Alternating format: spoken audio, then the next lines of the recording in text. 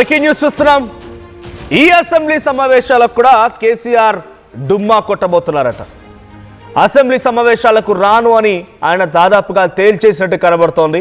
మొన్న ఒక్కరోజు ఏదో నామమాత్రంగా వస్తానని చెప్పాను కాబట్టి, ప్రజలకు మాట ఇచ్చాను కాబట్టి ఆ మాట నిలబెట్టుకోవాలన్నట్టుగా వచ్చి తిప్పి కొడితే 30 సెకండ్లు ఉన్నారు, కూర్చున్నారు, అక్కడి నుంచి వెళ్ళిపోయారు అంతే.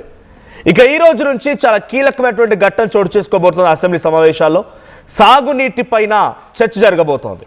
అసెంబ్లీ సమావేశాలకి రాను అని కేసీఆర్ దాదాపుగా తేల్చేసినట్టు తెలుస్తోంది. ప్రస్తుతం ఆయన ఫామ్ హౌస్లోనే ఉన్నారు. ఈరోజు అసెంబ్లీ సమావేశాలు మరి కాసేపట్లో ప్రారంభం కాబోతున్నాయి. కేసీఆర్ రావడం లేదు, ఇట్స్ డిక్లేర్డ్. కేసీఆర్ అసెంబ్లీకి రావడం లేదు. పాలమూరు రంగారెడ్డి కృష్ణా జలాలపైన ఈరోజు చర్చ జరగబోతోంది.